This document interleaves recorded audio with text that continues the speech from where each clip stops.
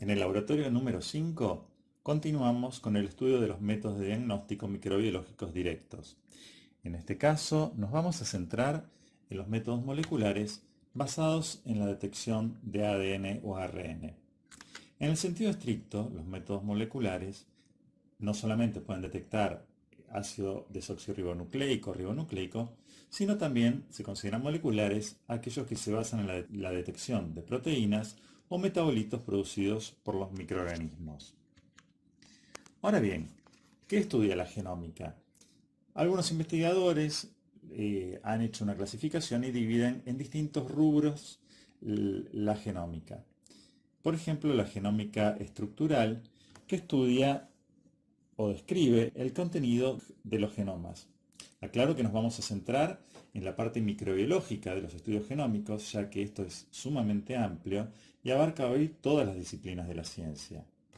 En el caso de la genómica funcional, se dedica sobre todo a ver cuáles son los genes funcionales. Sabemos que en los genomas, gran parte del genoma tiene funciones regulatorias e incluso hay regiones que no se saben perfectamente qué función tiene, pero la genómica funcional está sobre todo orientada a identificar los genes y cómo es regulada la expresión de estos genes. Un genoma microbiano no se puede expresar todo al mismo tiempo, ya que es imposible que se estén transcribiendo y traduciendo todos los genes funcionales al mismo tiempo. En el caso de la genómica comparada, se ocupa sobre todo de, a través del estudio de los genes, de ver la evolución de los microorganismos y su taxonomía.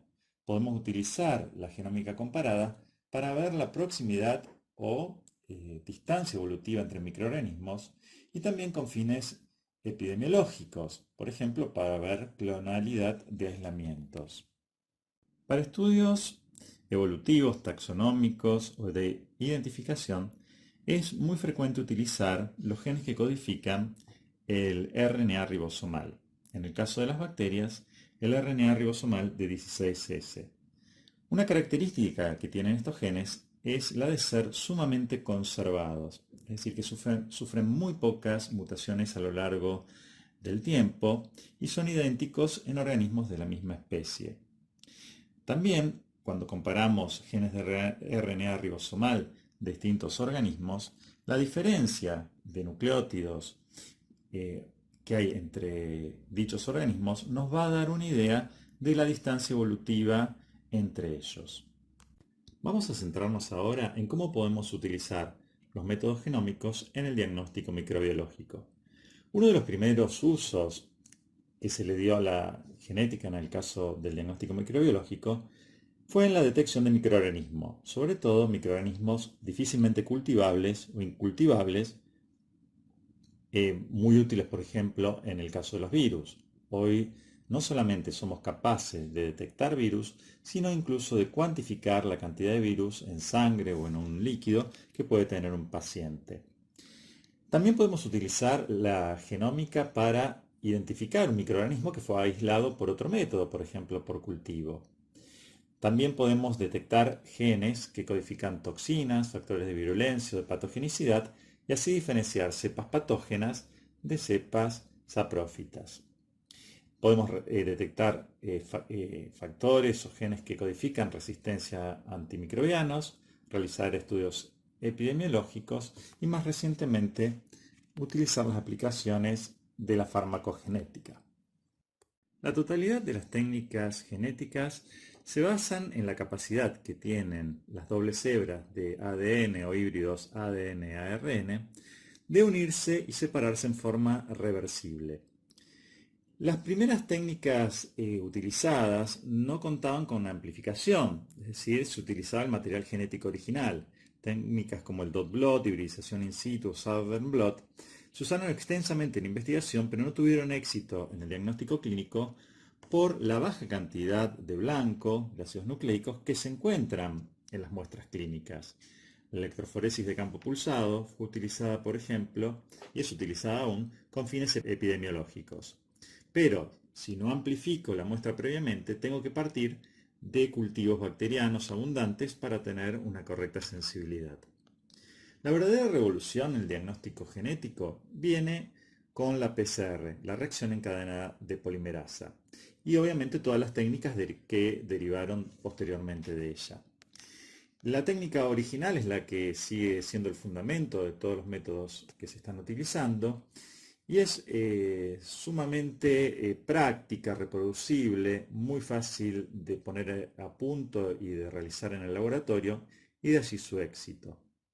La primera generación de técnicas surge, de uso clínico obviamente, surge en los años 90. Las técnicas que se utilizaban en ese momento eran todas caseras o como denominamos in-house en los distintos formatos, simplex o multiplex. Hacia el año 2000 aparece la PCR en tiempo real o real-time PCR con toda la tecnología accesoria que necesita, como es un termociclador que ya tiene acoplado un luminómetro. Es decir, se desarrollan los equipos necesarios para llevar a cabo estas técnicas. Más adelante aparecen equipos o sistemas cerrados que requieren poca participación del operador y por lo tanto son muy fáciles de utilizar. El concepto de estos kits es que los pueda operar una persona sin mucha experiencia o un técnico. En el 2018 aparece el Film Array, que es un dispositivo que procesa toda la muestra desde el momento que ponga la muestra cruda o la muestra biológica hasta la emisión del informe, y que se basa en una PCR seguida de detección con un chip génico o microarray. Y actualmente la tendencia en métodos diagnósticos, la nueva tendencia, es la utilización del diagnóstico sindrómico, que luego vamos a ver.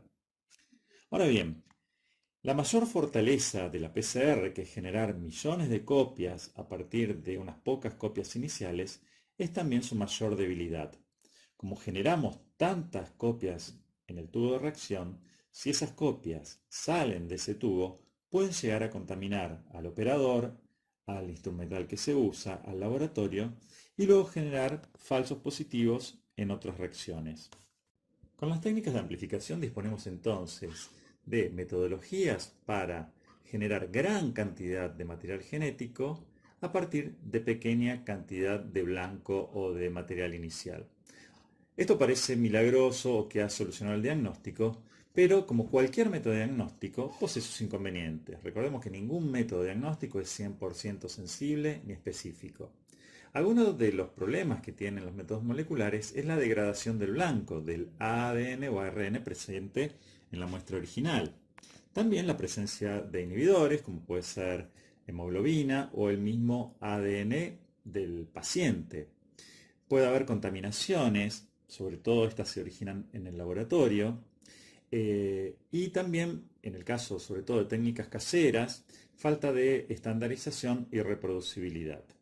En el laboratorio clásico de PCR, donde se realizan las técnicas de primera y segunda generación, uno de los mayores inconvenientes son las contaminaciones. Es por eso que es bastante complejo el desarrollo y secuencia de pasos que se van a seguir en el laboratorio.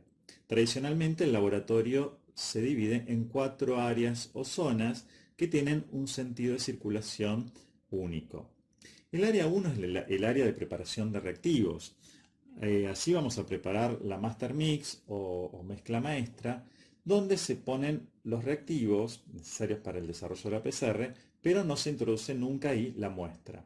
Normalmente esto se realiza en una cabina de seguridad biológica o flujo laminar, y todo el material que se utiliza ahí es dedicado, es decir, no sale de esa zona. Obviamente el operador utiliza sobre todo guantes. En el área 2 es donde se extraen los ácidos nucleicos de la muestra, es decir, antes de poder hacer un método molecular, sobre todo en muestras complejas como sangre o como flujo vaginal, biopsias, o sea, muestras que tienen mucho ADN, se debe extraer el ADN o el ARN que pretendemos detectar. En esta zona también vamos a tener material dedicado. Y una vez extraído el ácido nucleico, se va a incorporar a la mezcla de reacción que se preparó en la zona 1. Una vez que la muestra está pipeteada en el tubo, se va a llevar al área 3 o al área de amplificación donde se encuentra el termociclador. Luego de la amplificación, se va a dar el proceso de detección.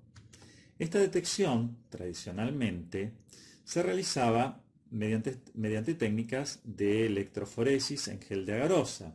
Posteriormente, con las técnicas de PCR en tiempo real, ya no es necesario abrir el tubo para sacar la muestra y realizar una electroforesis, sino que somos capaces de ver en el monitor de la computadora cómo va transcurriendo la reacción. La electroforesis en gel de agarosa es la técnica clásica más utilizada para visualizar ácidos nucleicos. La mezcla de ácidos nucleicos se somete a un campo eléctrico. Las distintas moléculas de ADN van a migrar de acuerdo a su tamaño. Las moléculas más pequeñas van a migrar más rápido y las más grandes van a quedar retrasadas en el gel.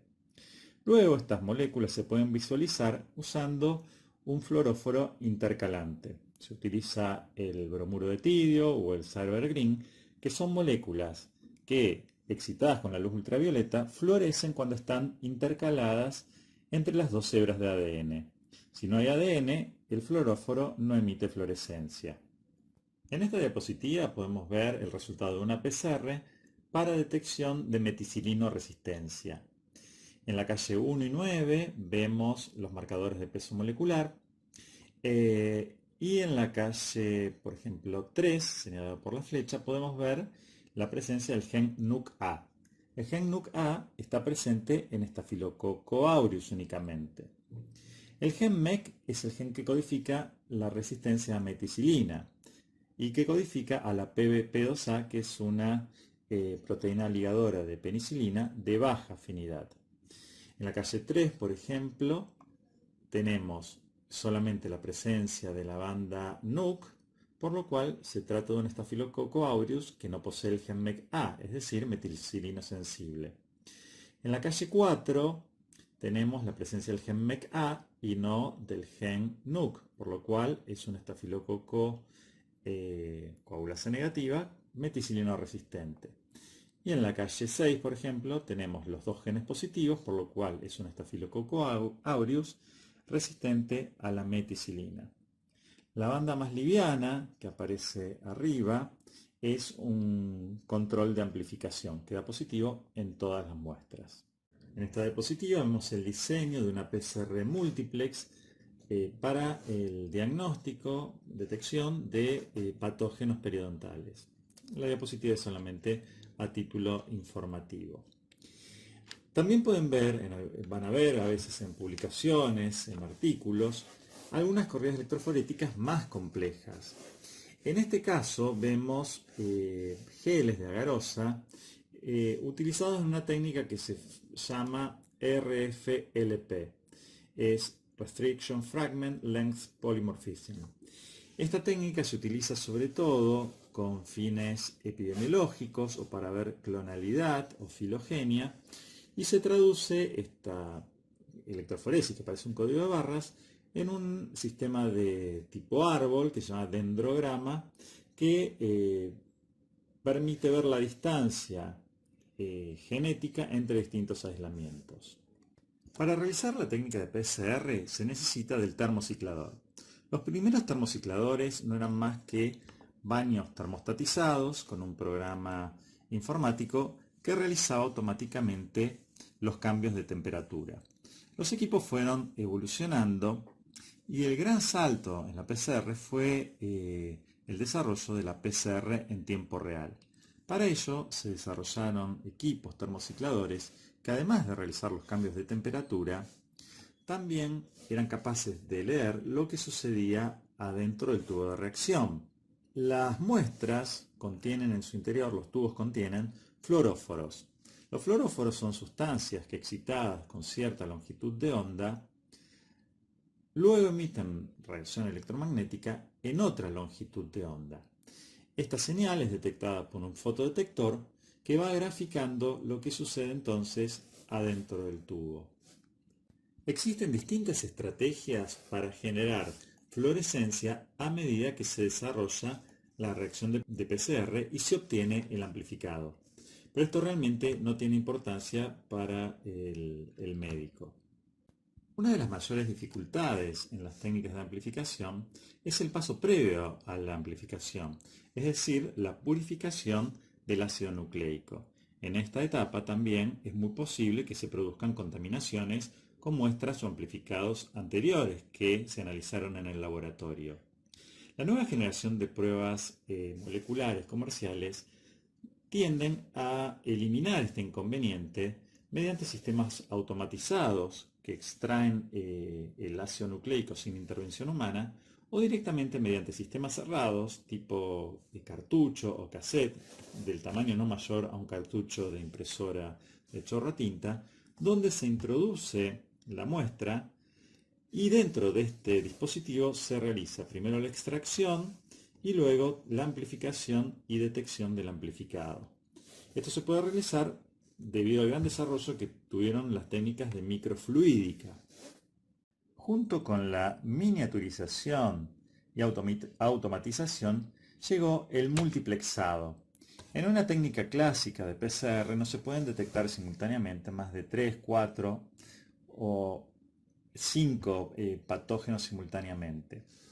Los paneles de diagnóstico sindrómico tratan de detectar simultáneamente 15, 20 o más patógenos.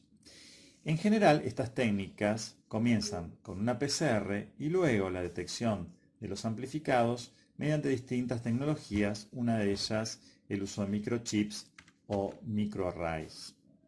Obviamente, estas tecnologías necesitan instrumental dedicado, específico, que en general es de mayor costo que un sistema clásico de PCR. Los sistemas comerciales actualmente autorizados no detectan más de 20 o 25 patógenos. Hay distintos tipos de paneles que en general se denominan de diagnóstico sindrómico, por ejemplo, para infecciones sistémicas, para infecciones del sistema nervioso central, paneles respiratorios o genitourinarios. Sin embargo, ya se han publicado plataformas capaces de detectar miles de microorganismos simultáneamente.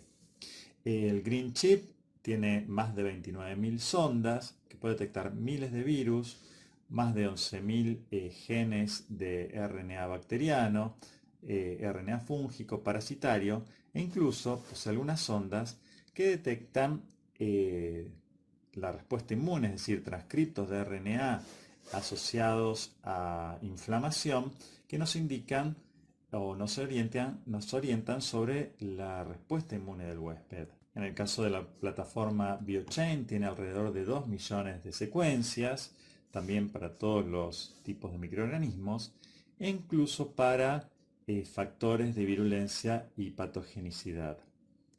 Así como las técnicas de amplificación se han popularizado, también se vienen popularizando o haciéndose más disponibles al usuario las plataformas de secuenciación. Una de las técnicas que se utiliza en diagnóstico y en identificación microbiana es la PCR seguida de secuenciación. Es decir, en vez de analizar el amplificado que tenemos en el tubo mediante una electroforesis, se introduce en un secuenciador que nos da la secuencia de nucleótidos del producto que amplificamos. Esta secuencia puede ser introducida o llevada al banco de genes que nos va a tirar como resultado, por ejemplo, la identificación de un microorganismo. Puede ser incluso que estemos en presencia de microorganismos que no fueron descritos previamente, pero nos va a dar el sistema cuáles son los organismos con que están relacionados. En este ejemplo, en el GenBank, utilizando el BLAST, que es un sistema de alineación en realidad es un sistema de googleo de ácidos nucleicos, uno introduce la secuencia que obtuvo o una secuencia que conoce y el sistema nos dice a qué microorganismos o a distintos microorganismos pertenece. Las pruebas de amplificación ya se encuentran disponibles en el mercado y se usan ya ampliamente en diagnóstico médico. En el caso de los virus, todos los virus de la familia Herpes viridae pueden ser identificados mediante PCR. enterovirus, virus productores de hepatitis, virus respiratorios como adenovirus, virus respiratorio sincicial, metaneumovirus, virus productores de procesos febriles como dengue, hantavirus. En el caso de las bacterias, se utiliza sobre todo para bacterias que se cultivan dificultosamente o bacterias que requieren mucho tiempo de crecimiento. Clamidia, Campylobacter, Treponema, que es una bacteria no cultivable, micobacterias, Bordetella, que puede llevar hasta 5 días el cultivo clásico, Mycoplasma, y también podemos detectar genes de resistencia, como ya vimos en el ejemplo, y toxinas. Otra estrategia diagnóstica es la utilización de primers o sondas universales. Hay secuencias pertenecientes a bacterias que están presentes en todas las bacterias. Quiere decir que si a mí me interesa saber si en una muestra biológica hay bacterias, por ejemplo en un líquido estéril como líquido articular, líquido cefalorraquídeo, humor vítreo, humor acuoso, uno puede utilizar esos cebadores y cualquier bacteria que esté presente va a dar positiva, es decir, se va a pegar a esos cebadores y se va a amplificar. Lo mismo se puede hacer para hongos. El inconveniente de estas técnicas es que son demasiado sensibles, es decir, cualquier contaminación presente en los tubos, en el material de laboratorio, nos puede dar un falso positivo. Entonces hay que tener condiciones muy estrictas de laboratorio para poder utilizarlas. En el caso de los hongos y los parásitos, la utilización no es tan extensa, pero sí es muy útil en el caso de Toxoplasma gondii para la investigación del Chagas neonatal y, por ejemplo, en hongos con Pneumocystis jirovesi, que es un hongo que es incultivable. Cada año que pasa se incorporan nuevas técnicas, aparecen nuevos equipos y esta tecnología se hace más accesible para el diagnóstico médico. Para el momento de que ustedes ejerzan la práctica médica, muchas de las técnicas que hoy nosotros vemos que parecen que están en el futuro van a estar disponibles y ustedes las van a utilizar.